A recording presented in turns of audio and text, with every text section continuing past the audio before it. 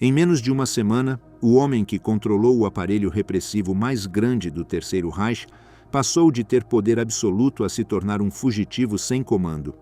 Sua queda foi imediata, seu isolamento total, e seu nome se transformou em um fardo, até mesmo para seus próprios seguidores.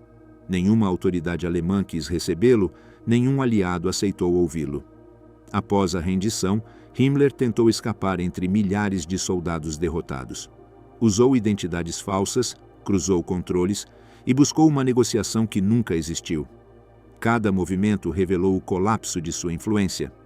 Quando os britânicos o detiveram, já não era um líder, era um prisioneiro com uma última decisão oculta: evitar qualquer julgamento por meio de veneno. Sua captura expôs o final desordenado do sistema que havia dirigido durante anos. Como caiu o homem que dirigiu o terror do Reich até se tornar um fugitivo irrelevante? Por que escolheu o suicídio antes de enfrentar um tribunal? Colapso do poder, a queda do Reich e a retirada de Himmler. Na primavera de 1945, o edifício de poder que Heinrich Himmler havia construído durante mais de uma década começou a desmoronar-se com uma velocidade que nem ele próprio havia previsto. Durante anos, ele havia concentrado em suas mãos um aparelho repressivo sem precedentes: as SS, a Gestapo, a rede de campos de concentração, os Einsatzgruppen e um sistema de vigilância que penetrava cada canto do Terceiro Reich. Mas, quando a ofensiva soviética atravessou o Vístula em janeiro de 1945, abrindo uma brecha irreversível na frente oriental, toda essa estrutura monumental começou a fragmentar-se. A nomeação de Himmler como comandante do grupo de exércitos Vístula não respondeu a critérios militares, mas sim à confiança fanática de Hitler em seus colaboradores mais próximos. No entanto, as semanas seguintes demonstraram sua absoluta incapacidade para dirigir operações em larga escala. Ele se apegou a mapas e relatórios, enquanto as unidades sob seu comando se dissolviam em retirada caótica. Este fracasso erodiu sua autoridade até mesmo entre os oficiais das SS, que até então o consideravam intocável. Quando foi discretamente dispensado da frente e enviado de volta a Berlim, sua posição política já estava debilitada de forma irreversível. A direção das SS continuava dependendo formalmente dele, mas a máquina que havia administrado com precisão burocrática funcionava cada vez pior. Os comandantes em campo começaram a agir de forma autônoma, buscando escapar, destruir documentos ou evitar serem capturados. As cadeias hierárquicas se desfaziam em todas as direções. No final de março, os relatórios que chegavam ao quartel-general das SS mostravam que a maior parte dos campos no leste já eram inacessíveis diante do avanço soviético. As evacuações forçadas saturavam os caminhos e transformavam a retirada em um cenário onde a disciplina se havia erodido completamente. Himmler recebeu relatórios de comandantes que pediam instruções urgentes, mas seu controle sobre o sistema tornou-se quase simbólico. Ao mesmo tempo, sua relação com Hitler começou a deteriorar-se de maneira definitiva. Durante toda a guerra, Himmler havia cultivado uma imagem de servidor fiel e obediente, mas em privado sonhava com um papel político mais amplo e acreditava que sua posição poderia convertê-lo em um possível negociador para alcançar uma paz parcial. Este auto-engano intensificou-se conforme a derrota se tornava inevitável. Em abril, quando as forças soviéticas já haviam cruzado o Oder e os anglo-americanos pressionavam desde o oeste, Himmler começou a sondar discretamente canais de comunicação com países neutros. Acreditava que podia se apresentar como a figura que garantiria a ordem em uma Alemanha pós-hitleriana. Para isso, precisava persuadir os aliados de que representava uma alternativa estável à liderança do Führer. Esta ideia carecia de qualquer fundamento. Era impossível que os aliados aceitassem negociar com o principal responsável pelo sistema de extermínio europeu. No entanto, Himmler persistiu nesta fantasia política, convencido de que sua condição de chefe das SS não era tão conhecida quanto temia. O ponto crítico ocorreu quando Hitler recebeu a confirmação de que Himmler tinha tentado contatar os aliados ocidentais através do conde Folke Bernadotte.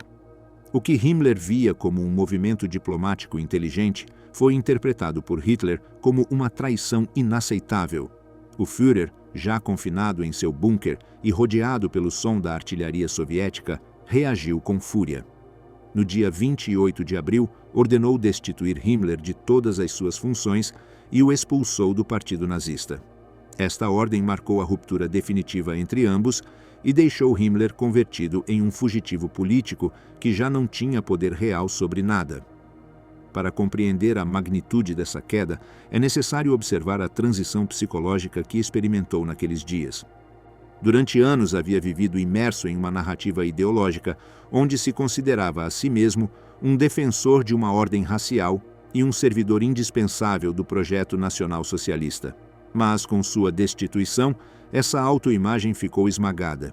O que havia construído lentamente desmoronou em questão de horas. As SS, que ele havia concebido como uma elite ideológica destinada a durar séculos, se convertiam agora em grupos dispersos de soldados que apenas buscavam sobreviver ou escapar. O ambiente em Berlim contribuiu para intensificar esta sensação. A cidade era já um campo de ruínas, colunas de fumaça elevavam-se sobre os bairros centrais, os edifícios históricos estavam destruídos e a população civil movia-se entre abrigos enquanto as explosões sacudiam o ar constantemente. As comunicações entre as diferentes dependências do governo eram intermitentes e as ordens do Führer chegavam com atraso, quando não eram diretamente contraditórias. Himmler observava tudo isso de fora, sem acesso ao bunker e sem capacidade para modificar nada. Quando recebeu a notícia de que Hitler havia designado Karl Dönitz como seu sucessor no norte da Alemanha, compreendeu que qualquer possibilidade de recuperar influência havia desaparecido. Embora ainda conservasse escoltas leais e documentos que atestavam seu posto, na prática já não tinha um cargo dentro do Estado. A autoridade que havia ostentado durante mais de 10 anos havia se reduzido a um título vazio. Sua reação imediata foi tentar manter a aparência de controle. Ordenou a alguns subordinados defender escritórios, assegurar arquivos ou garantir evacuações. Mas estas instruções tiveram apenas efeito limitado. Em paralelo, Himmler tentou avaliar as opções para sua sobrevivência pessoal. Sabia que os aliados possuíam informações suficientes para considerá-lo um dos principais responsáveis por crimes em massa. Conhecia os relatórios interceptados pela inteligência britânica sobre os Einsatzgruppen. Sabia que as evacuações de campos tinham deixado vestígios de atrocidades e estava ciente de que sua assinatura aparecia em numerosas ordens logísticas relacionadas com deportações sistemáticas. Embora confiasse que uma parte de seu papel pudesse ser diluída na confusão final, compreendia que estava demasiado exposto. O fato de Hitler chamá-lo de traidor teve um impacto devastador em sua autoestima. O regime havia cultivado um sistema moral fechado onde a lealdade ao Führer era a medida definitiva de valor pessoal. Ser apontado como traidor equivalia a perder toda a legitimidade mesmo diante de subordinados que lhe haviam servido durante anos. Muitos membros das SS o abandonaram assim que souberam da destituição. Oficiais que antes se inclinavam diante dele, agora se esforçavam para se desvincular, destruir documentos comprometedores ou escapar para zonas que pudessem cair sob a administração anglo-americana. Enquanto Berlim afundava e o Reich colapsava internamente, Himmler tomou uma decisão que marcou o início de sua vida como fugitivo. Abandonar a representação pública de seu cargo. Guardou seus documentos oficiais, vestiu um uniforme simplificado e se deslocou para o norte, buscando regiões ainda controladas por forças que poderiam ser mais receptivas às suas tentativas de negociação. Foi nesse trânsito inicial, ainda cheio de contradições e expectativas irreais, que compreendeu a magnitude do isolamento político em que se encontrava. A queda do Reich não se manifestou apenas na derrota militar, também se expressou na dissolução das redes de poder internas. Comandantes que durante anos haviam atuado sob um sistema rígido desertavam ou se rendiam. Os escritórios administrativos queimavam arquivos para evitar incriminações. Os ministérios deixavam de se coordenar. Nesse caos, Himmler tentou reconstruir algum tipo de autoridade, mas cada tentativa encontrou apenas fragmentos de uma estrutura que já não respondia a nenhum centro. Sua figura, antes temida e respeitada, tornou-se uma sombra que tentava encontrar um lugar em um estado inexistente. A transformação foi total. No final de abril de 1945, Himmler deixou de ser um dos homens mais poderosos da Europa para se tornar um ator secundário, em um cenário dominado pela desintegração. Não tinha aliados, não tinha acesso ao Führer, não tinha comando efetivo sobre tropas significativas e também não tinha um plano viável. No seu interior tentava convencer-se de que ainda podia influenciar o futuro, mas cada passo que dava demonstrava o contrário. O fugitivo. Fuga, disfarces e a busca inútil por uma saída política. Quando Heinrich Himmler abandonou Berlim no final de abril de 1945, ele o fez com a convicção de que ainda podia influenciar o destino da Alemanha.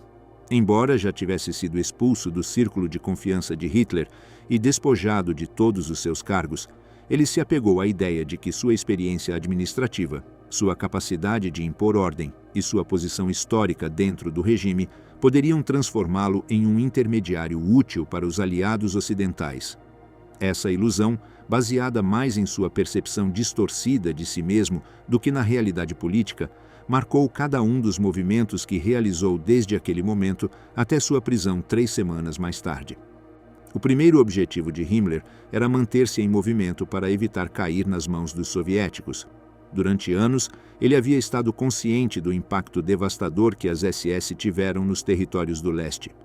Ele sabia que a justiça soviética seria implacável e que, se fosse capturado pelo Exército Vermelho, seu destino estaria selado sem possibilidade de negociação.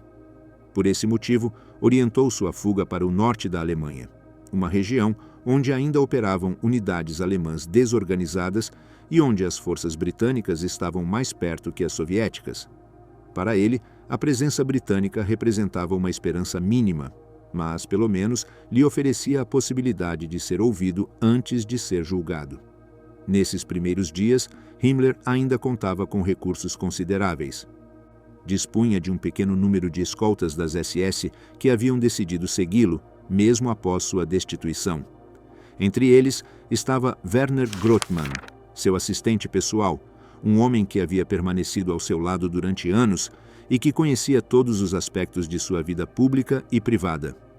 Também o acompanhava Heinz Mascher, um oficial jovem e leal que havia participado da destruição de documentos sensíveis e na evacuação de escritórios-chave das SS.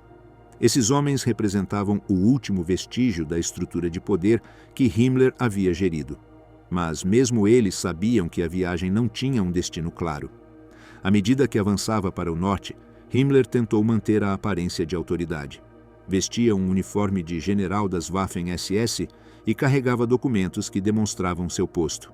No entanto, estava ciente de que essa imagem poderia se tornar um fardo se fosse interceptado por forças inimigas. Em um ambiente onde milhares de oficiais capturados procuravam evitar ser identificados, usar um uniforme das SS equivalia quase a uma sentença prévia.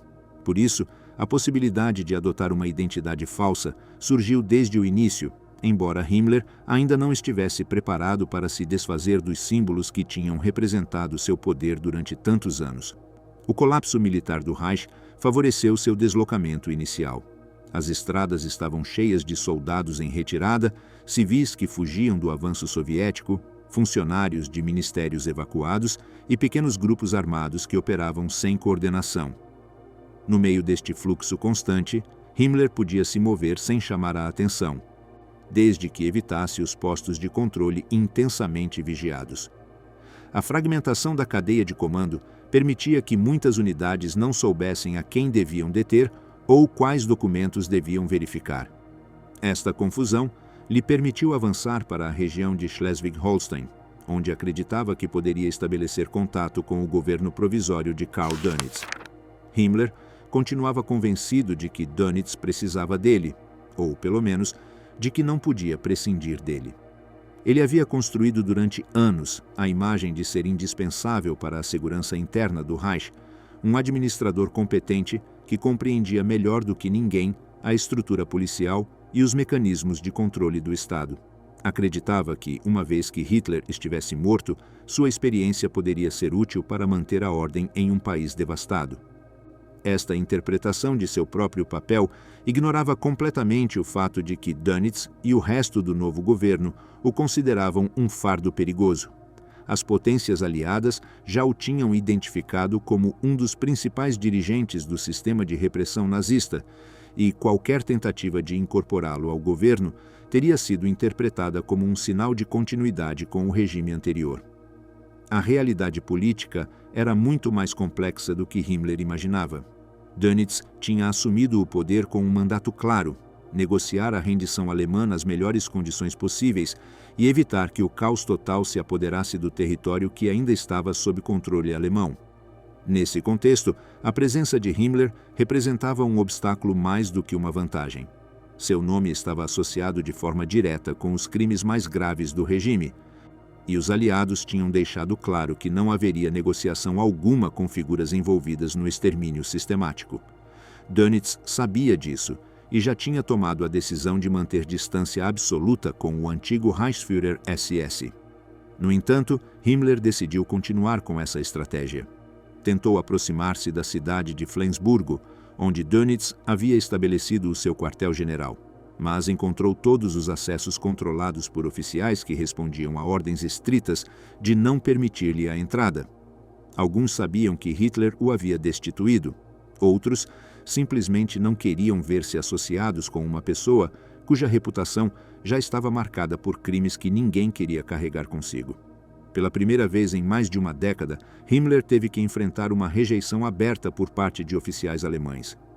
A política de obediência obsequiosa que havia rodeado a sua figura desapareceu de repente. Tinha perdido toda a capacidade de comando. Foi nesse momento que aceitou que deveria adotar uma identidade falsa. Seus escoltas prepararam um disfarce baseado em uma mistura de roupas militares e peças civis.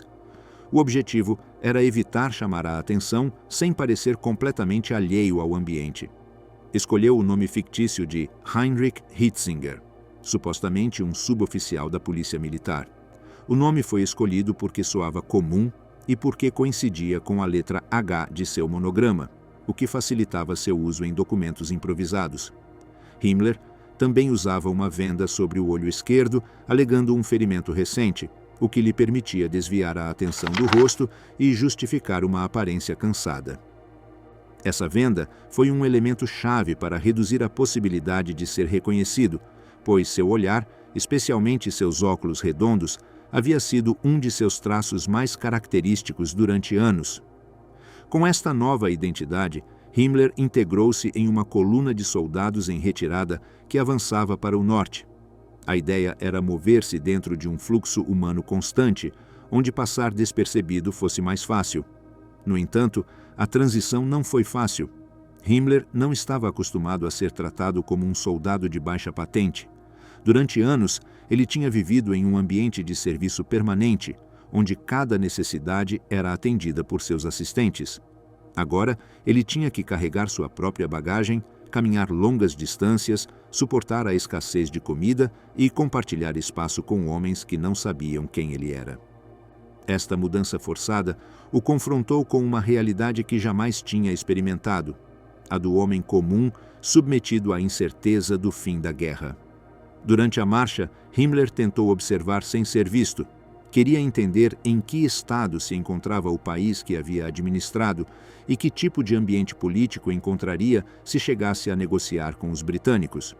O que viu foi um país destruído, cidades arrasadas, estradas cheias de restos de veículos abandonados, civis exaustos que caminhavam sem saber para onde ir, soldados que já não obedeciam a ordens e que muitas vezes preferiam render-se antes de continuar a combater.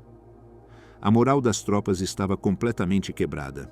Muitos sabiam que a guerra havia terminado mesmo antes da capitulação formal e apenas procuravam uma oportunidade para sobreviver. A paisagem que atravessavam refletia a magnitude da derrota alemã. Os campos agrícolas estavam abandonados, as fazendas destruídas ou saqueadas, as pontes explodidas para atrasar o avanço aliado. Em algumas aldeias, os habitantes tinham pendurado bandeiras brancas em sinal de rendição antecipada, esperando que as forças britânicas ou norte-americanas chegassem antes que os soviéticos. Em outras, pequenos grupos de nazistas fanáticos tentavam organizar defesas inúteis que apenas prolongavam o sofrimento da população civil. Himmler observava tudo isso com uma mistura de incredulidade e ressentimento, incapaz de aceitar que o projeto no qual havia investido toda a sua vida adulta se desmoronava de forma tão completa. Apesar de seu disfarce e de sua tentativa de se misturar com a multidão, Himmler não podia deixar de se comportar como uma figura de autoridade. Várias vezes interveio para sugerir rotas alternativas, reorganizar pequenos grupos ou evitar disputas entre soldados. Esses gestos chamaram a atenção de alguns membros da coluna, embora nenhum suspeitasse que se tratava do antigo Reichsführer SS.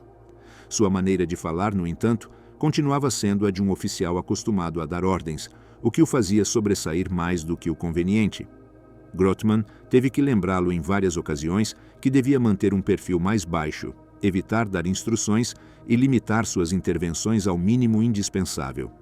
Em paralelo a esses movimentos, Himmler continuava alimentando a ideia de que ainda poderia se oferecer como negociador perante os britânicos. Seu raciocínio era simples: se conseguisse ficar sob custódia britânica antes que todos os detalhes sobre os crimes do sistema que ele havia dirigido fossem tornados públicos, poderia se apresentar como um interlocutor político e não apenas como um responsável administrativo do extermínio. Essa lógica ignorava o fato de que numerosos documentos já haviam sido apreendidos e que os testemunhos de sobreviventes dos campos começavam a circular entre os aliados. A dimensão de seus crimes já não podia ser ocultada. A marcha para o norte continuou durante vários dias.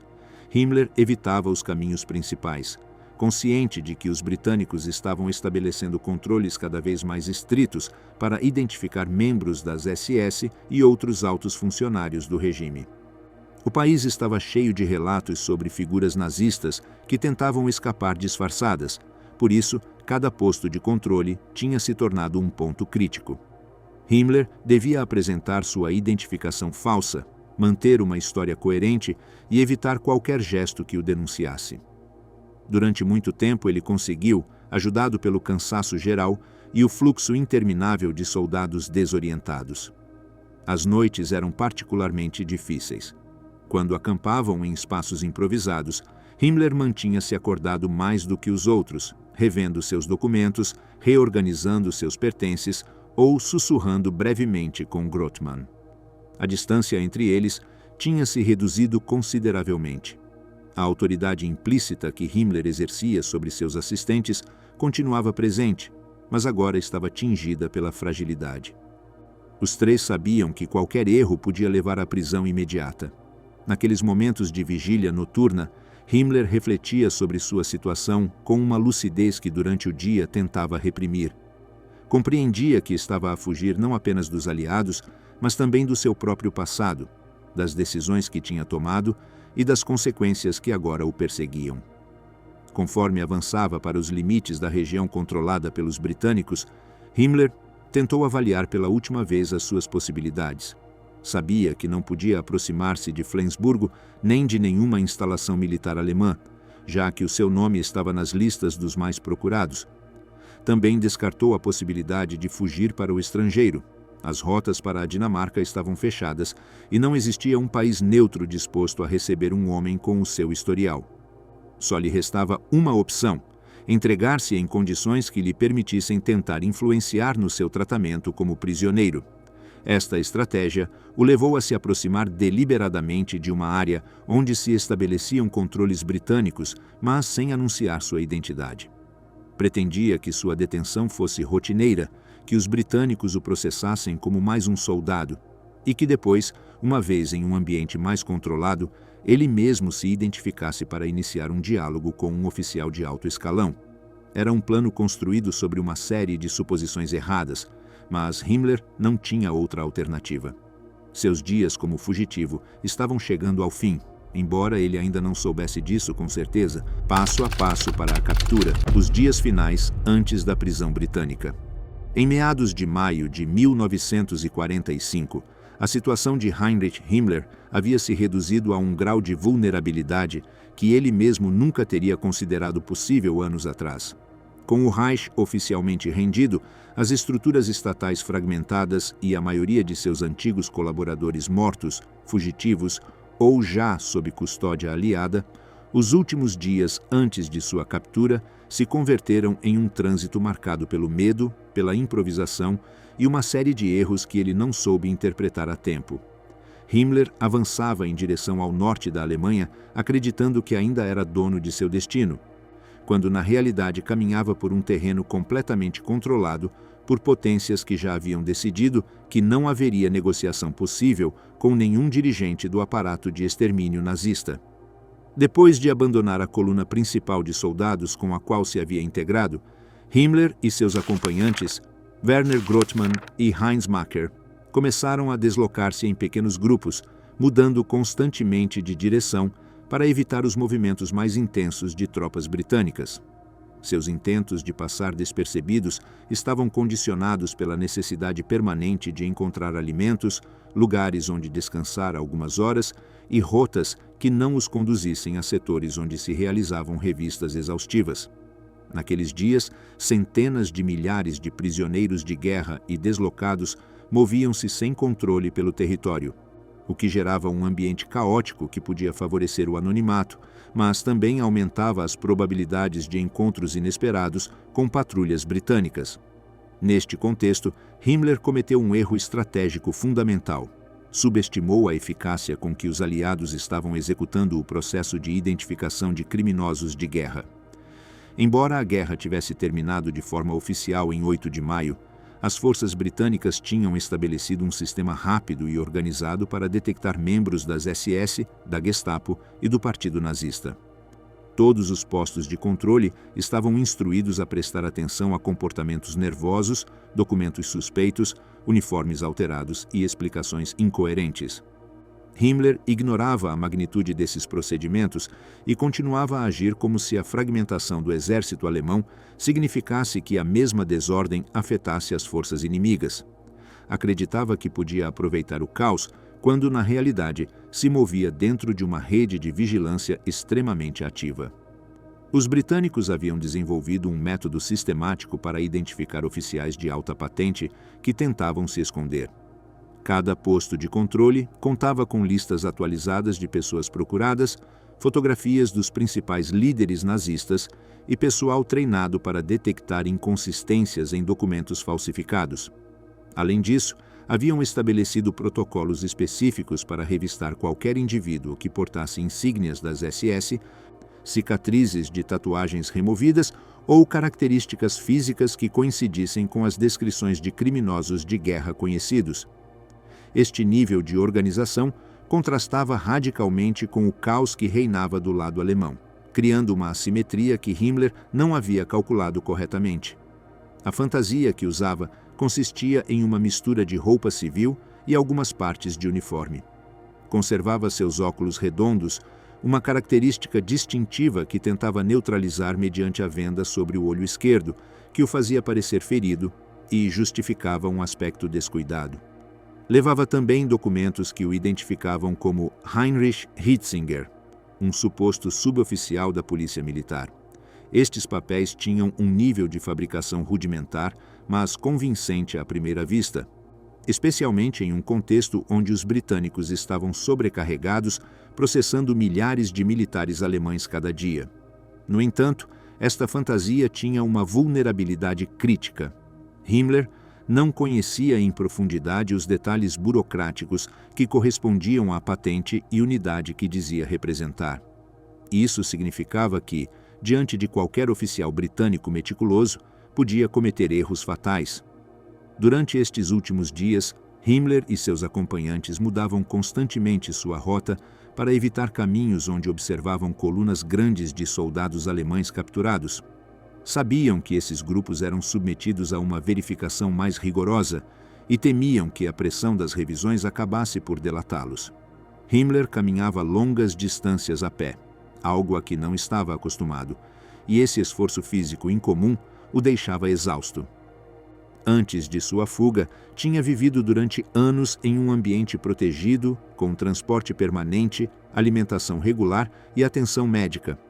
A falta dessas comodidades básicas o debilitou rapidamente, tornando cada jornada de deslocamento mais difícil do que a anterior. O esgotamento físico começava a manifestar-se na sua aparência. Seu rosto mostrava sinais evidentes de cansaço extremo, olheiras profundas, pele pálida, lábios rachados e uma expressão de tensão permanente que era difícil de ocultar. Seus movimentos tinham se tornado mais lentos e desajeitados, e em ocasiões precisava parar para recuperar o fôlego. Grothman e Macker observavam com preocupação esse declínio, conscientes de que um Himmler visivelmente debilitado chamaria mais atenção nos controles.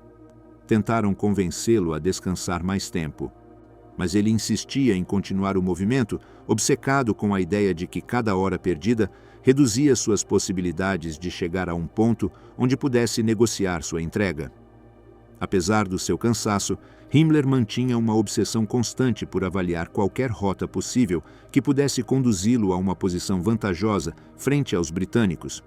Continuava convencido de que, em algum momento, poderia revelar sua identidade a um oficial aliado que estivesse disposto a ouvi-lo. Esta ilusão se fortalecia cada vez que conseguia contornar um posto de controle ou quando algum soldado britânico mal mostrava interesse em revisar seus documentos. Para ele, cada pequeno sucesso reforçava a crença de que ainda tinha algum espaço de manobra.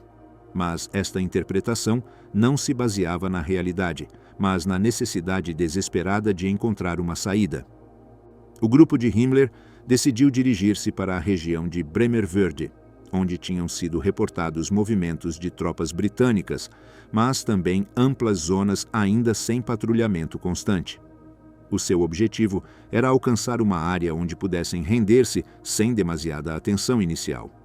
Procuravam um local onde não fossem registados com rigor e onde pudessem apresentar posteriormente uma autodeclaração de identidade em condições mais controladas. Esta estratégia era completamente errada, pois os britânicos já tinham recebido ordens para capturar qualquer suspeito de alto escalão e realizar verificações detalhadas, mesmo em casos aparentemente rotineiros. O trânsito para Bremervörde estava cheio de obstáculos. Em várias ocasiões, Himmler e seus acompanhantes encontraram pequenos destacamentos alemães que não sabiam se deviam render-se ou resistir. Esses grupos nervosos e desorientados podiam tornar-se perigosos se descobrissem a identidade do fugitivo. Himmler evitava interagir com eles o máximo possível, cruzando caminhos secundários ou contornando aldeias para reduzir riscos. Cada encontro era um momento de tensão crescente, pois qualquer soldado alemão, por desespero ou por interesse, podia tentar entregá-lo aos aliados em troca de um tratamento favorável. A paisagem que atravessavam refletia a devastação completa do norte da Alemanha. As florestas estavam cheias de refugiados que haviam construído acampamentos improvisados. As estradas secundárias mostravam sinais de combates recentes, crateras de bombas, veículos militares destruídos, trincheiras abandonadas. Em algumas zonas, os cadáveres de soldados alemães permaneciam por enterrar, testemunho silencioso dos últimos confrontos antes da rendição. Esta visão do colapso total do país que havia administrado durante anos gerava em Himmler uma mistura de incredulidade e amargura que tentava reprimir sem sucesso. À medida que avançavam, Himmler começou a mostrar sinais de tensão psicológica profunda. Passava longos silêncios olhando para o caminho, falava pouco e confiava em excesso na iniciativa de Grothman e Macker. Esta situação marcava um contraste com o homem que havia dirigido vastas estruturas repressivas com autoridade absoluta. O isolamento, a fadiga e a consciência parcial da inevitabilidade de sua captura haviam começado a erodir sua capacidade de decisão. Embora continuasse a dar instruções, estas eram cada vez mais imprecisas e respondiam mais ao seu estado emocional do que a uma análise realista. Até a sua postura corporal havia mudado. Caminhava encurvado, com movimentos lentos e pausas frequentes. Um momento crítico ocorreu quando o grupo se aproximou do rio Oste. A região estava controlada por tropas britânicas que tinham estabelecido uma rede de postos de inspeção para filtrar ex-membros das SS. Himmler e os seus escoltas tiveram que esperar durante horas numa zona florestal enquanto observavam a passagem constante de prisioneiros alemães sendo escoltados por soldados britânicos. Durante aquele tempo, Himmler refletiu sobre as suas opções e chegou à conclusão de que não podia recuar. Sabia que o cerco aliado se estreitava cada dia mais. Sua única estratégia era continuar para o norte e esperar que, em algum ponto, o controle britânico fosse menos severo. A decisão de continuar em direção a Bremervörde foi provavelmente um dos movimentos mais importantes e mais infelizes que tomou em suas últimas horas como fugitivo. Em 21 de maio de 1945, Himmler e seus 2 acompanhantes se aproximaram de um posto de controle britânico, confiantes de que sua aparência desgastada e seus documentos falsos seriam suficientes para evitar suspeitas. À primeira vista, o grupo parecia semelhante a centenas de pequenos contingentes alemães que vagavam sem direção após a rendição. No entanto, a entrada ao posto estava vigiada por membros do Serviço de Inteligência Militar Britânico, que haviam recebido ordens estritas de submeter a revisões mais intensas qualquer indivíduo que apresentasse sinais de ter sido parte de corpos especiais, incluindo os suboficiais da Polícia Militar. O primeiro indício de perigo ocorreu quando um soldado britânico observou que Himmler evitava o contato visual direto, apesar de seu suposto posto. A maioria dos suboficiais alemães, mesmo na derrota, mantinha uma postura mais ereta e uma atitude mais formal diante de controles militares. Himmler, em contrapartida, mostrava um nervosismo evidente que contrastava com sua história declarada. Além disso, sua venda sobre o olho esquerdo chamou a atenção, já que não apresentava sinais de uma ferida recente. Esta discrepância gerou uma dúvida inicial, suficiente para que os britânicos decidissem separá-lo do grupo. Quando os soldados pediram para verificar seus documentos, Himmler os entregou sem hesitar, tentando aparentar segurança. No entanto, sua identificação tinha detalhes incorretos em aspectos administrativos que poderiam passar despercebidos para um oficial alemão médio, mas não para os britânicos, que tinham coletado informações detalhadas sobre a estrutura da polícia militar alemã. Diante da inconsistência de seus documentos, decidiram conduzi-lo junto com seus acompanhantes a uma zona de inspeção mais rigorosa. Foi neste momento que Himmler percebeu que a margem de manobra havia se reduzido quase a zero. Os britânicos notaram vários elementos suspeitos adicionais.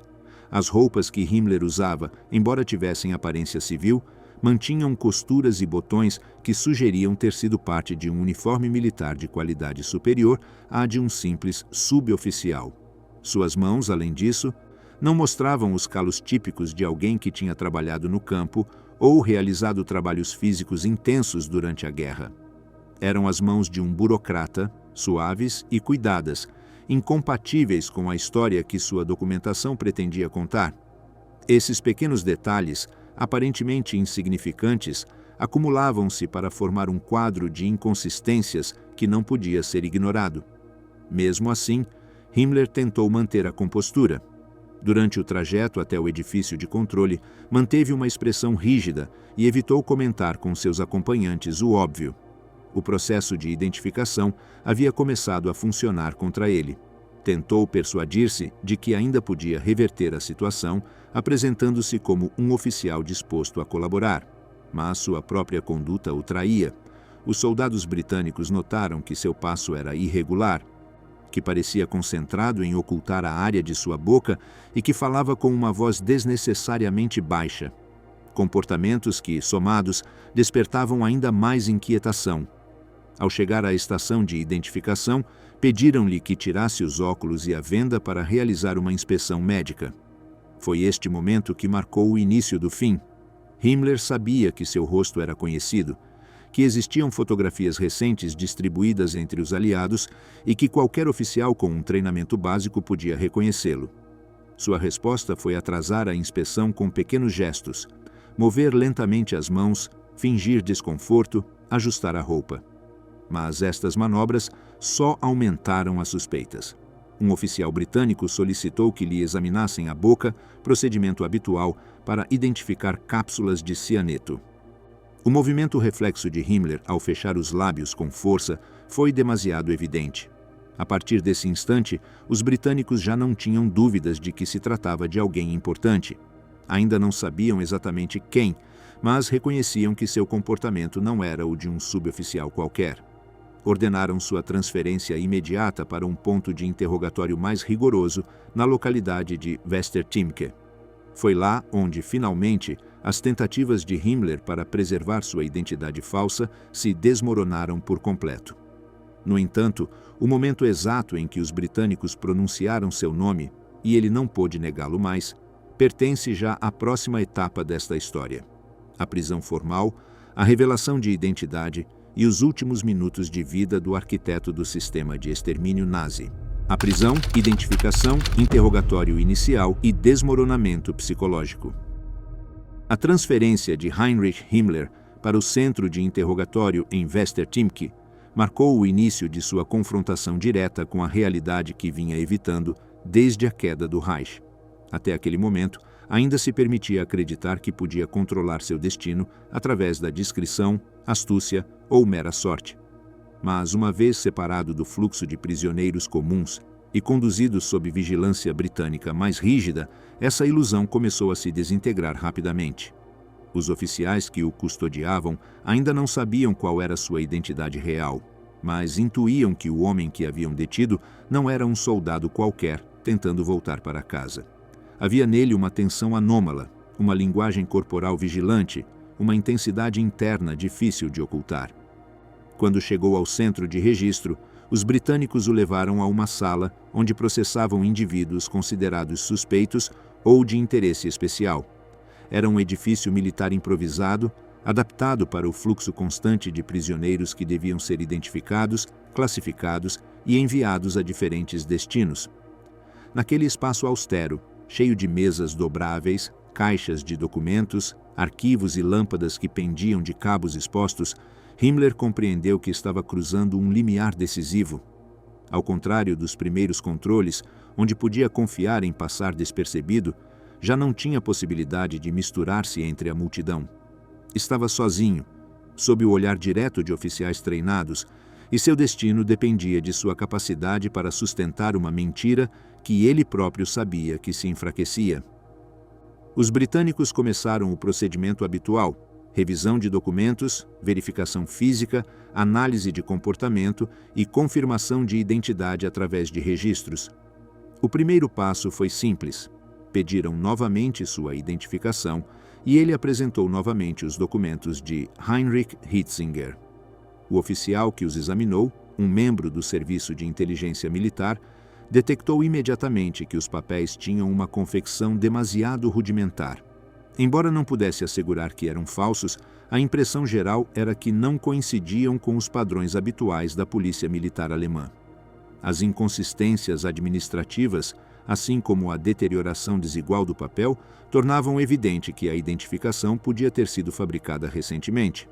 Isso não era suficiente para concluir uma falsificação, mas sim para justificar um exame mais profundo. O oficial britânico examinou cada detalhe dos documentos com meticulosidade. Comparou a fotografia anexa com o rosto do prisioneiro, observou as assinaturas e selos oficiais procurando irregularidades, verificou as datas de emissão e comprovou se a informação contida correspondia com os registros que os britânicos haviam compilado sobre as diferentes unidades da polícia militar alemã. Cada um desses passos aumentava a tensão na sala. Himmler permanecia sentado, imóvel, consciente de que qualquer gesto nervoso poderia revelar sua ansiedade. Tentava controlar sua respiração, manter as mãos quietas e sustentar uma expressão neutra, mas o próprio esforço de aparentar calma gerava uma rigidez corporal que resultava suspeita. O próximo passo foi a revisão física. Himmler foi escoltado até uma mesa onde o esperava um médico britânico encarregado de inspecionar os prisioneiros.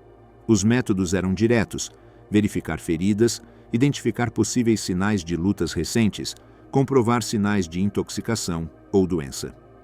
Quando pediram que ele removesse a venda do olho, Himmler hesitou um instante. Essa hesitação, embora breve, foi suficiente para aumentar as suspeitas. Ao retirar a venda, ficou claro que não havia uma ferida grave embaixo. A pele estava ligeiramente irritada pela fricção do curativo, mas não havia hematomas nem cicatrizes. O médico não disse nada, mas anotou o detalhe, consciente de que os disfarçados costumavam exagerar lesões para distrair a atenção. Em seguida, pediram que ele abrisse a boca. Este procedimento havia se tornado uma das prioridades do pessoal aliado, pois sabiam que muitos altos comandos nazistas carregavam cápsulas de cianeto escondidas entre os dentes ou incrustadas em dispositivos improvisados. Himmler reagiu imediatamente. Apertou os lábios com força, abaixou ligeiramente a cabeça e tentou ganhar alguns segundos. Foi esse gesto defensivo que chamou definitivamente a atenção do oficial no comando. Um soldado que de verdade não tinha nada a esconder teria cumprido a ordem sem resistência. A negativa silenciosa de Himmler foi um sinal inequívoco de que havia algo mais por trás de sua identidade declarada. Os britânicos insistiram com firmeza. Ordenaram que vários soldados o imobilizassem parcialmente, não com violência, mas colocando-se a ambos os lados para limitar seus movimentos. Himmler sabia que a inspeção bucal era iminente e que, ao descobrirem a cápsula que ele mantinha oculta entre os molares, toda a fachada de seu disfarce desmoronaria. Esta descoberta, no entanto, não foi necessária para que os britânicos decidissem que era preciso isolá-lo. A suspeita já era suficiente. Ele foi conduzido a um quarto mais pequeno, onde o deixaram sob vigilância enquanto se preparava um procedimento de identificação mais rigoroso. Naquele quarto, Himmler permaneceu sentado durante vários minutos sob o olhar constante de 2 soldados armados. Não falava, não fazia perguntas, não tentava negociar. Simplesmente esperava. Este silêncio, longe de ser uma demonstração de serenidade, refletia um estado de tensão extrema. Sabia que qualquer palavra mal escolhida poderia precipitar a revelação da sua identidade. Também sabia que, se tentasse recorrer ao seu antigo posto para intimidar ou negociar, sua máscara desmoronaria. Pela primeira vez em muitos anos, estava desprovido de poder real. Não podia ordenar, não podia persuadir, não podia invocar autoridade alguma. A sala em que aguardava era deliberadamente austera. Não havia janelas, apenas uma porta fechada e uma pequena grelha de ventilação perto do teto. A iluminação provinha de uma única lâmpada que pendia do centro, criando sombras marcadas que acentuavam a atmosfera opressiva do lugar. Os 2 soldados que o vigiavam mantinham seus rifles em posição de descanso, mas seus olhos nunca deixavam de observá-lo. Haviam sido instruídos para detectar qualquer movimento suspeito, especialmente aqueles dirigidos para a boca ou o pescoço, zonas onde tipicamente se ocultavam dispositivos letais. Os britânicos solicitaram, então, a presença de um oficial especializado em identificação de altos cargos nazistas, alguém que conhecia os rostos mais procurados do Reich e que havia estudado as modificações físicas que poderiam tentar para evitar serem reconhecidos. Quando este oficial entrou na sala de interrogatório, observou Himmler com atenção. Não precisou de muito tempo. Apesar da barba rala, da palidez extrema e do cansaço visível, os traços gerais coincidiam com as fotografias que ele tinha visto repetidamente durante os últimos meses. A forma alongada do rosto, as maçãs do rosto proeminentes, a ponte estreita do nariz, o queixo delgado e, acima de tudo, a expressão que misturava rigidez e tensão, típica de um homem acostumado a exercer controle com frieza burocrática. Para confirmar suas suspeitas, pediu para comparar o rosto de Himmler com uma série de fotografias que levava consigo. Foi realizada uma inspeção rápida, mas meticulosa.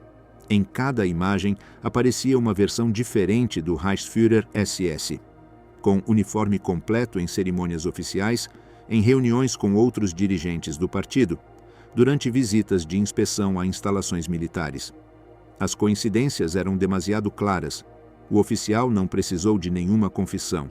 Simplesmente cruzou os braços e disse ao resto do pessoal que deviam reforçar a custódia do prisioneiro, pois se tratava de um indivíduo extremamente importante. Foi então quando Himmler, Vendo que seu disfarce não podia se sustentar mais, pronunciou pela primeira vez algumas palavras que reconheciam implicitamente quem era. Não o fez com arrogância nem com desespero. Foi um ato quase mecânico, fruto da inevitabilidade. Identificou-se como Heinrich Himmler, ex-chefe das SS. O silêncio que se seguiu foi pesado. Naquela sala pequena, a presença do homem responsável por um dos sistemas de extermínio mais vastos da história provocou um impacto imediato, mesmo entre soldados que não conheciam em detalhe a magnitude de seus crimes. A revelação transformou instantaneamente a atmosfera do lugar. Os soldados que o guardavam endureceram sua postura, os oficiais trocaram olhares significativos e o ritmo das operações acelerou. Todos compreendiam que tinham diante deles um dos arquitetos principais do terror nazista. Alguém cujo nome aparecia em inúmeros documentos relacionados a deportações, execuções em massa e à administração dos campos de extermínio. A responsabilidade de mantê-lo vivo e sob custódia segura tornou-se prioritária. Os britânicos reagiram com disciplina profissional. Não houve gritos, não houve violência, nem expressões de repulsa. Agiram com frieza metódica. Sabiam que Himmler devia ser interrogado, processado e colocado sob custódia estrita para evitar qualquer tentativa de suicídio. Retiraram-lhe qualquer objeto pessoal, revisaram seus bolsos minuciosamente e examinaram cuidadosamente suas roupas em busca de dispositivos ocultos.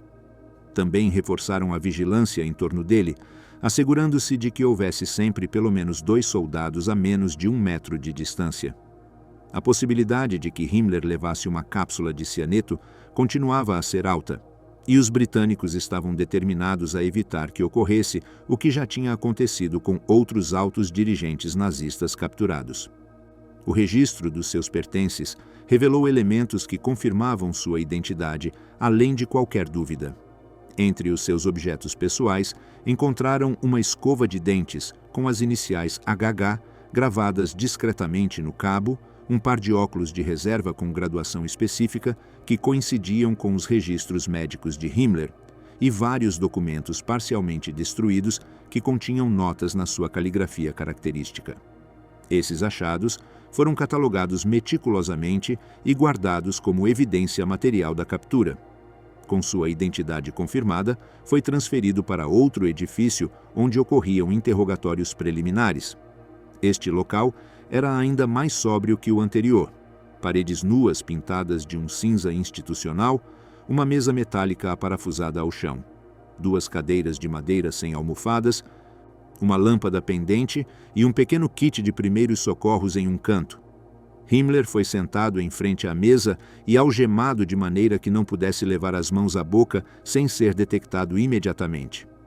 O oficial responsável se posicionou em frente a ele, acompanhado por um intérprete alemão que havia servido durante meses na busca e identificação de criminosos de guerra. O interrogatório inicial não buscava obter confissões detalhadas nem informações estratégicas de alto nível. Seu propósito era estabelecer uma base clara para a posterior transferência do prisioneiro para instalações mais adequadas para interrogatórios extensos. Perguntaram-lhe sobre sua tentativa de fuga, sobre as identidades falsas que havia utilizado, sobre seus acompanhantes e sobre seu paradeiro exato desde a queda de Berlim. Himmler respondeu com uma precisão burocrática que parecia automática, um reflexo de sua personalidade administrativa. Explicou seus movimentos em termos quase técnicos, como se ainda estivesse redigindo um relatório para seus superiores. Tentou apresentar-se como alguém que desejava cooperar, dando a entender que possuía informações valiosas sobre a estrutura do antigo regime e sobre a situação política da Alemanha. O que os britânicos perceberam naquele momento foi a profunda desconexão psicológica entre o homem que falava e a realidade que o cercava. Himmler continuava usando o tom de um funcionário de alto escalão, como se esperasse ser tratado com respeito institucional, baseado em sua experiência administrativa. Não havia compreendido que, para os aliados, ele não era um interlocutor válido, mas sim um prisioneiro implicado em crimes de magnitude histórica. Essa dissonância entre a sua autoestima e a sua situação real se refletia em cada frase. Apesar da derrota total do regime que havia servido, Himmler agia como se ainda pudesse influenciar no seu tratamento, como se a hierarquia à qual ele tinha pertencido ainda tivesse algum valor funcional. O oficial britânico encarregado do interrogatório tomou notas detalhadas, mas não mostrou nenhuma reação emocional diante das explicações de Himmler. Sua função era documentar, não julgar. No entanto, ficava evidente que o prisioneiro não compreendia a gravidade de sua situação. Quando Himmler sugeriu que poderia fornecer informações úteis sobre a organização interna das SS e os mecanismos de controle estatal que havia desenvolvido, o oficial simplesmente assentiu sem se comprometer. Não havia interesse em negociar privilégios em troca de cooperação. A informação que Himmler poderia fornecer seria extraída mediante procedimentos formais de interrogatório, e qualquer testemunho seria avaliado no contexto de um processo judicial, não como parte de um acordo informal. O interrogatório foi interrompido quando o oficial britânico ordenou uma segunda inspeção médica, desta vez mais exaustiva e específica. O objetivo era detectar qualquer mecanismo oculto que Himmler pudesse usar para cometer suicídio, uma prática comum entre altos cargos nazis nos dias posteriores à rendição. Himmler foi conduzido a outra sala, onde um médico militar britânico, assistido por 2 enfermeiros, o examinou minuciosamente. Revisaram-lhe a boca com instrumental médico, explorando cada molar, cada espaço interdental e as gengivas em busca de anomalias. A inspeção foi desconfortável e deliberadamente invasiva, projetada para não deixar nenhuma possibilidade sem verificar. Durante o exame, Himmler tentou resistir de forma passiva, fechando os lábios com força cada vez que o médico tentava acessar sua cavidade bucal. Os soldados o imobilizaram, segurando-o pelos ombros e pela cabeça, enquanto o médico utilizava um abridor de boca metálico para forçar a mandíbula. Foi durante esta inspeção que o médico detectou uma ligeira deformação em uma peça dental do lado direito da boca.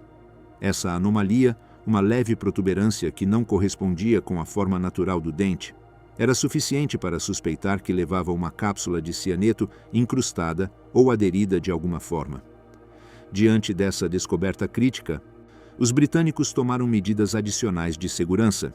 Decidiram que Himmler deveria permanecer sob vigilância visual constante, sem um único momento em que não houvesse pelo menos 2 pares de olhos observando-o. Proibiram-no de fechar completamente a boca sem supervisão e estabeleceram que qualquer movimento suspeito da mandíbula ou da língua deveria ser relatado imediatamente.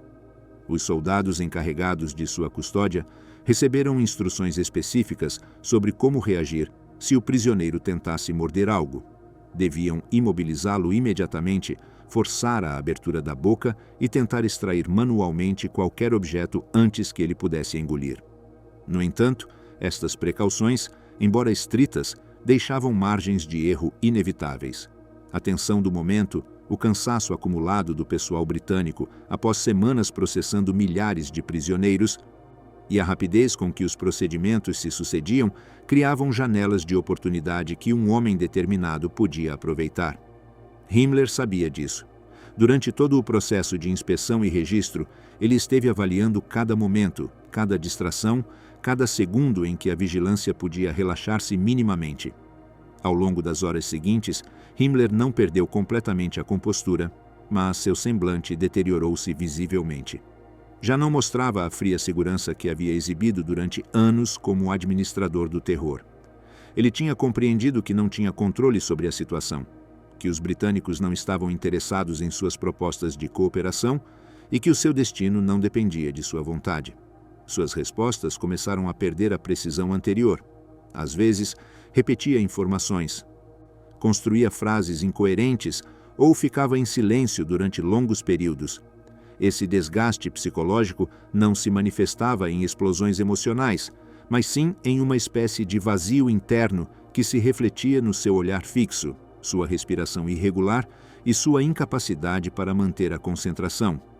É neste ponto que a sua identidade pública, o arquiteto de um dos sistemas de repressão mais vastos da história, se confrontou diretamente com a sua identidade individual, marcada pelo medo e pela perda total de autoridade.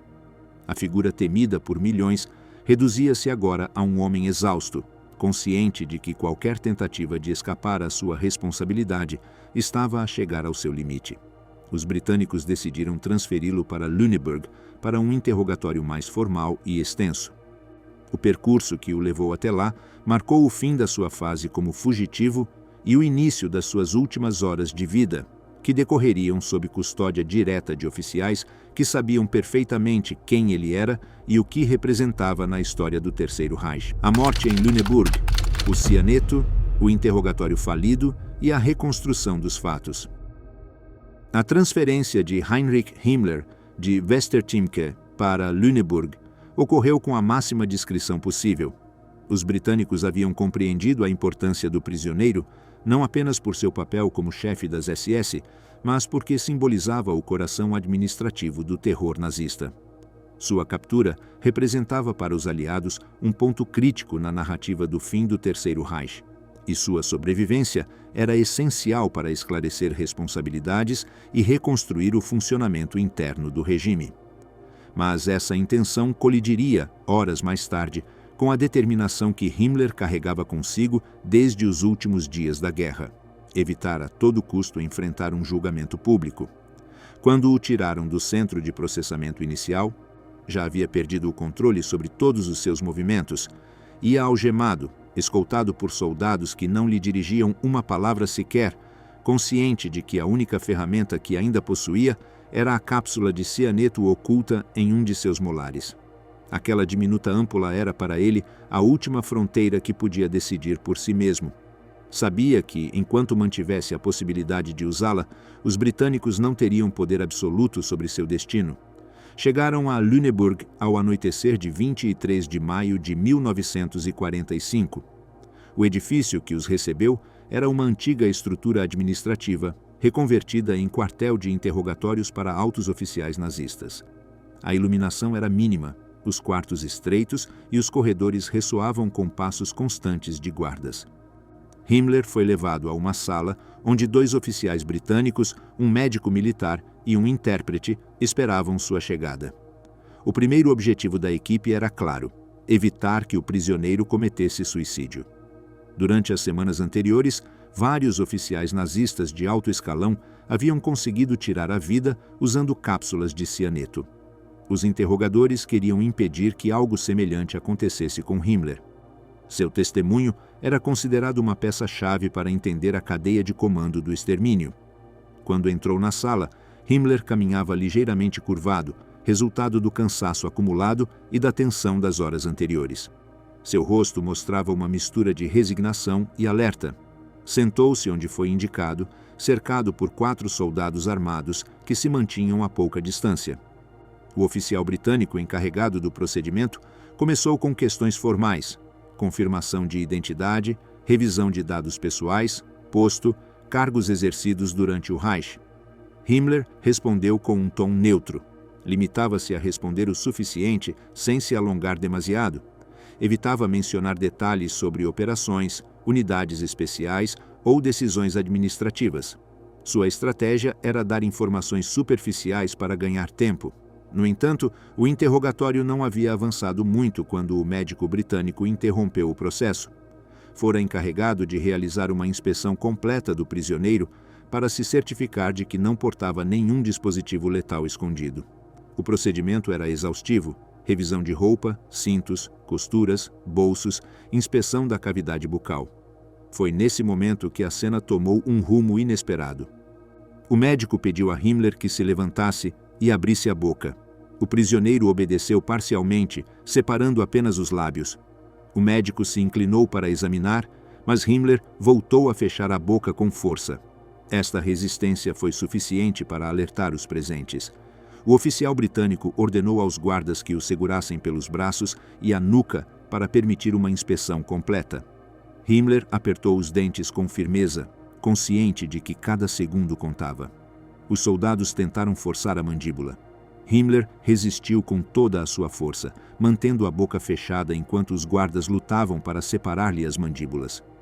Durante esses segundos de luta intensa, o médico gritou uma advertência urgente, mas antes que pudessem completar o movimento, ouviu-se um estalo seco, quase imperceptível. O som era inconfundível. Era o ruído característico de uma cápsula de cianeto quebrando-se entre os dentes. Himmler inclinou a cabeça para a frente, como se tentasse engolir rapidamente. Os guardas reagiram de imediato. Seguraram-no pelos ombros, abriram-lhe a boca forçando a mandíbula e o médico tentou introduzir a mão para impedir que ele engolisse completamente o conteúdo, mas já era tarde. Em questão de segundos, Himmler começou a convulsionar. Sua respiração tornou-se irregular e produziu um som gutural. O veneno atuou com a velocidade característica do cianeto de potássio. Primeiro, um ardor intenso na boca e na garganta. Depois, um fechamento repentino das vias respiratórias, seguido por uma perda do controle muscular. O médico militar tentou reagir com os meios disponíveis. Ordenou colocá-lo sobre a maca, elevar a cabeça, tentar uma manobra de indução ao vômito e examinar a cavidade bucal para determinar se restava algum resíduo. A cena foi marcada por gritos de ordens, movimentos rápidos e uma tensão palpável. Himmler já estava entrando na fase crítica de envenenamento. A pele começou a adquirir um tom acinzentado, os olhos afundaram ligeiramente e os batimentos cardíacos tornaram-se irregulares. O médico tentou administrar estimulantes cardíacos, mas o veneno já havia penetrado na corrente sanguínea. Os esforços para reanimá-lo continuaram durante vários minutos, compressões torácicas, ventilação artificial, injeções de adrenalina. Nada funcionou. Em menos de 10 minutos, desde que havia mordido a cápsula, sua respiração parou. Seu rosto endureceu-se em uma expressão que combinava dor e uma forma de determinação final. O médico britânico continuou tentando manobras de emergência, mas finalmente declarou oficialmente a morte. A hora foi registrada com precisão. Aproximadamente às 23h14 do dia 23 de maio de 1945. Os oficiais na sala ficaram em silêncio, surpreendidos pela rapidez com que havia ocorrido. Durante dias, haviam tentado impedir exatamente o que acabara de acontecer, conscientes de que a morte de Himmler privaria os aliados de uma peça-chave de informação sobre a logística do genocídio. Uma vez confirmado o falecimento, começaram os procedimentos de documentação.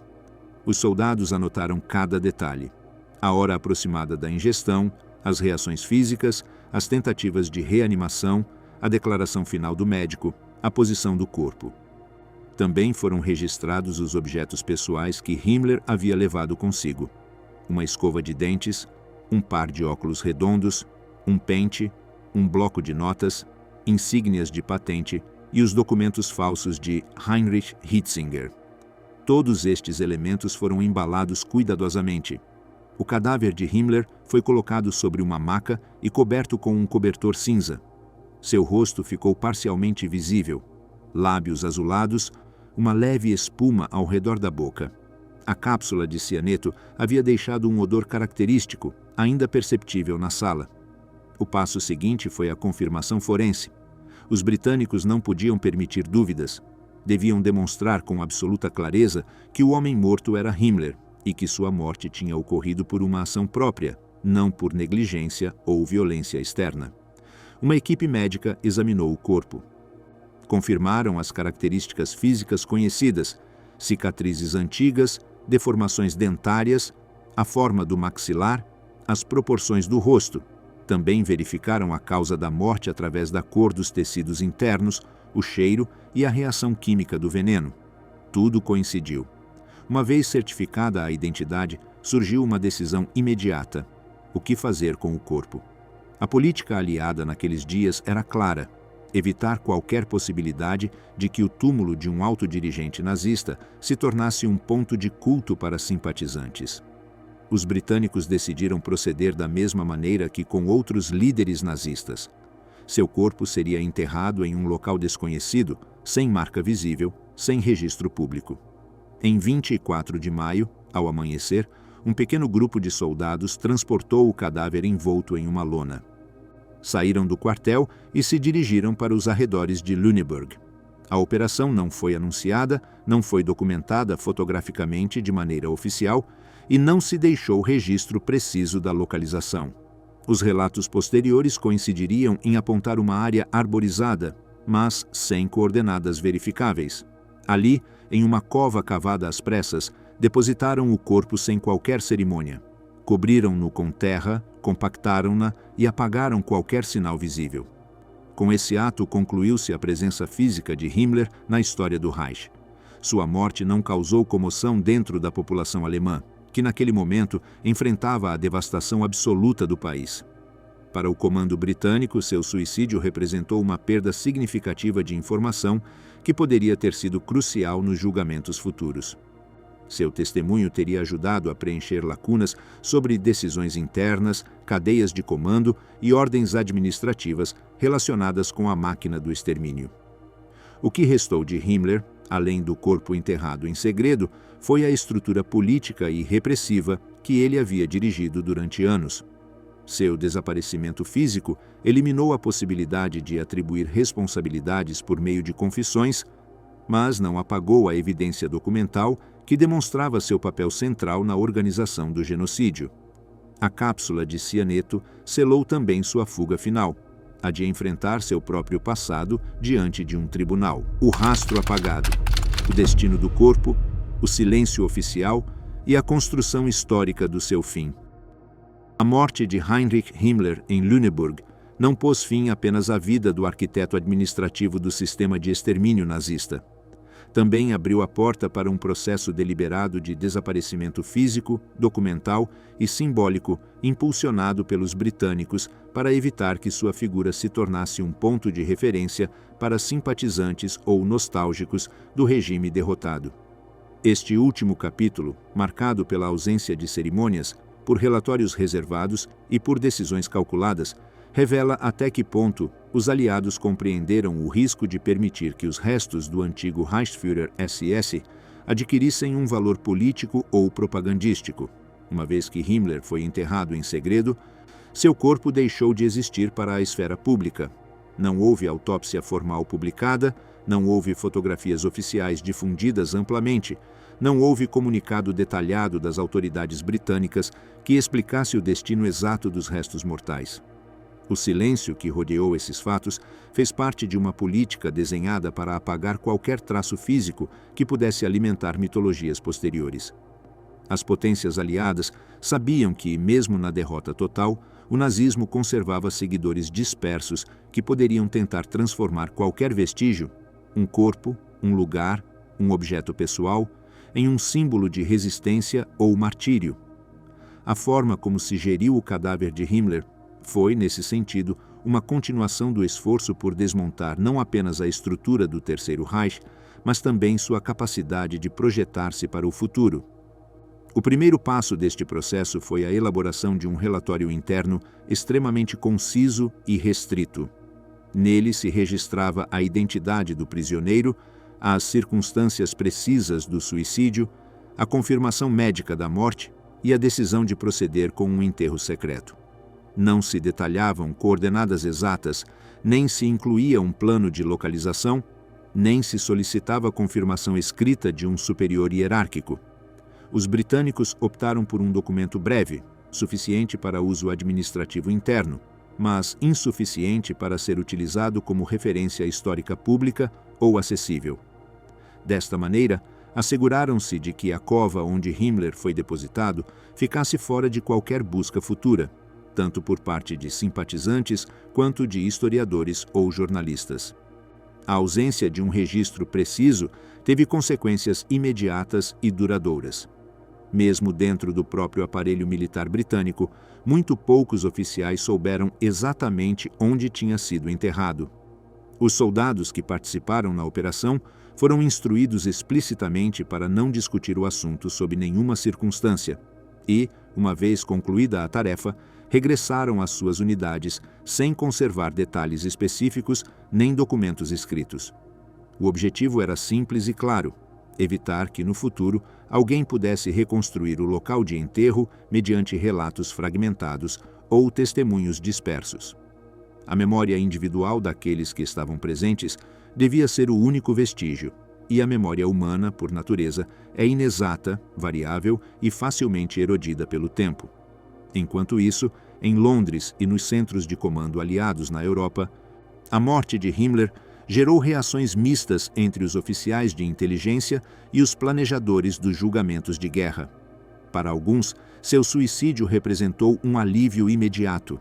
Evitava a necessidade de organizar um julgamento complexo, longo e midiático, que teria exigido a apresentação de milhares de documentos, centenas de testemunhas e um processo judicial de altíssima visibilidade internacional.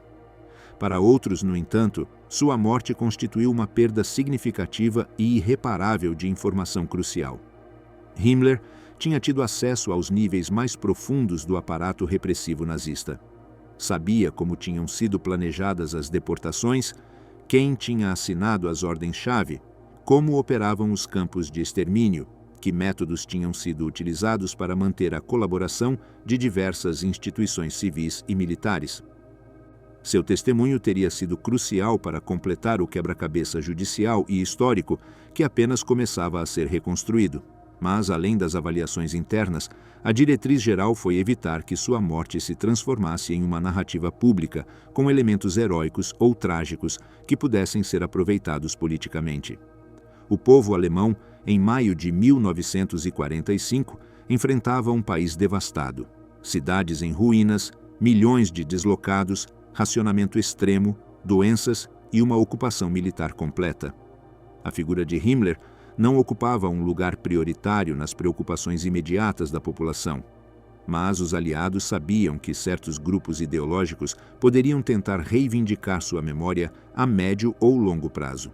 Por isso, optaram por oferecer uma versão formal estritamente necessária e mínima, que Himmler havia sido capturado, identificado corretamente e que se havia suicidado mediante veneno. Nada mais. Não foram fornecidos detalhes adicionais, não foram realizadas conferências de imprensa extensas, não foram distribuídas fotografias do cadáver. Este silêncio oficial marcou o início de um processo que, com o tempo, converteria seu final em um ponto obscuro e pouco discutido dentro dos relatos históricos do pós-guerra imediata. Enquanto figuras como Hermann Göring, Joachim von Ribbentrop ou Wilhelm Keitel eram submetidas a julgamentos públicos exaustivos que culminaram em sentenças de morte ou longas condenações documentadas minuciosamente, Himmler ficou fora desse cenário judicial, desaparecendo da vista pública mesmo antes de que começassem os procedimentos internacionais de Nuremberg. Esta ausência teve uma consequência histórica imediata. Himmler se tornou o único líder de primeiro escalão do Terceiro Reich cuja responsabilidade histórica não foi debatida formalmente perante um tribunal internacional. Sua morte fechou essa porta de maneira abrupta e irreversível. Após a eliminação do seu corpo, restava uma segunda tarefa administrativa: gerir os documentos, pertences pessoais e registros que haviam ficado sob custódia britânica. Objetos como sua escova de dentes com iniciais gravadas, óculos com graduação específica, documentos falsos e peças do uniforme foram armazenados em arquivos militares britânicos sem um plano claro nem sistemático para sua preservação futura ou exibição pública. Alguns desses objetos seriam estudados posteriormente por historiadores ou conservados em coleções oficiais de museus, mas muitos outros foram catalogados de forma imprecisa ou até mesmo extraviados, o que contribuiu para a dispersão e, em certos casos, perda irreversível de material potencialmente relevante. A prioridade dos britânicos não era conservar lembranças pessoais de Himmler para a posteridade, era documentar unicamente o estritamente necessário para fechar o expediente administrativo e continuar com o processamento de outros criminosos de guerra. Paralelamente, surgiram questões técnicas sobre a cápsula de cianeto que tinha utilizado. Desde os primeiros dias após a sua morte, diversos oficiais especularam sobre como tinha conseguido escondê-la com sucesso, apesar das numerosas revisões médicas a que foi submetido. A explicação mais plausível, confirmada posteriormente pela análise forense, era que a cápsula estava incrustada entre uma peça dental e a gengiva, ocultada deliberadamente de uma maneira que requeria uma revisão dental extremamente minuciosa com instrumental especializado. Himmler tinha recebido cápsulas de cianeto durante anos, como medida padrão para altos cargos nazis, e tinha sido instruído especificamente sobre como usá-las e ocultá-las sem permitir que fossem detectadas facilmente mediante inspeções superficiais. Esta prática era comum na elite do regime, o que explicava por que tantos líderes conseguiram suicidar-se antes ou durante a sua captura, frustrando as tentativas aliadas de levá-los a julgamento. Outro elemento importante na construção posterior de seu final foi a reação alemã, ou, mais precisamente, a ausência dela. Ao contrário da morte de Hitler, que gerou rumores contraditórios, teorias conspiratórias e relatos divergentes durante décadas, o suicídio de Himmler foi aceito com relativa rapidez e sem controvérsia significativa. Isso se deveu em parte ao fato de que, para maio de 1945, o país estava demasiado ocupado tentando sobreviver física e emocionalmente para desenvolver um discurso coletivo sobre seus antigos líderes. Além disso, o desprestígio político de Himmler era profundo mesmo entre antigos apoiadores do nazismo. Muitos militares o consideravam um intruso incompetente em assuntos de estratégia militar. Outros o viam como responsável direto por crimes que preferiam não recordar nem associar com sua própria participação no regime. Sua queda em desgraça perante Hitler e sua tentativa falhada e desesperada de negociar com os aliados o havia transformado em uma figura incômoda, mesmo dentro do próprio regime, durante seus últimos dias. Enquanto o corpo de Himmler desaparecia em uma tumba anônima sem marcas, sua responsabilidade histórica emergia com mais clareza a cada dia. À medida que os aliados libertavam campos de concentração, apreendiam arquivos completos e tomavam testemunhos detalhados de sobreviventes, seu nome aparecia recorrentemente como a assinatura por trás de decisões fundamentais. Ordens administrativas, decretos burocráticos, relatórios internos e correspondência direta revelavam a profundidade de sua implicação na deportação, no assassinato em massa e na exploração sistemática de seres humanos. Seu desaparecimento físico não evitou que seu legado ficasse documentado com uma precisão quase clínica em milhares de páginas de evidências. Com o passar dos anos, a figura de Himmler transformou-se em um símbolo particular dentro da análise histórica do Terceiro Reich. Não representava o poder carismático de Hitler, nem a ambição política propagandística de Goebbels, nem o militarismo incompetente de Göring. Himmler encarnava outra dimensão, a do burocrata obsessivo, o organizador frio e metódico que transformou ideias ideológicas em sistemas administrativos de morte. Sua morte por cianeto reforçou precisamente essa imagem. Um ato final calculado que evitou deliberadamente toda confrontação pública e que, ao mesmo tempo, preservou a lógica de controle absoluto que havia guiado sua vida. Ao desaparecer em silêncio, Himmler deixou um vazio significativo nos julgamentos de Nuremberg. Os promotores tiveram que reconstruir seu papel a partir de documentos, testemunhos indiretos e estruturas administrativas. O que teria sido um confronto direto com o homem que havia concebido parte do sistema genocida, teve que se tornar uma reconstrução técnica, sem a presença física do responsável. Sua ausência impediu, além disso, que pudesse ser interrogado sobre questões-chave, as discussões internas sobre a solução final, os mecanismos de coordenação entre as SS e o Ministério do Interior, as comunicações com os comandantes dos campos e as ordens diretas que havia dado aos Einsatzgruppen. No pós-guerra, o silêncio sobre a sua tumba se tornou um elemento simbólico. Ao contrário de outros líderes, cujos corpos foram enterrados, exumados ou estudados, Himmler desapareceu por completo. Nenhum mapa oficial contém o local. Nenhum arquivo público registra a cova. Nenhuma fotografia mostra o destino final. Seu rastro físico evaporou-se em um ato deliberado dos aliados que compreenderam que o local de descanso de um dirigente nazista não deveria jamais se tornar um ponto de encontro, memória ou reivindicação para grupos extremistas. O silêncio oficial também contribuiu para a proliferação de versões não confirmadas, rumores e relatos contraditórios durante as décadas seguintes. Alguns afirmavam que tinha sido enterrado em uma floresta próxima a Lüneburg.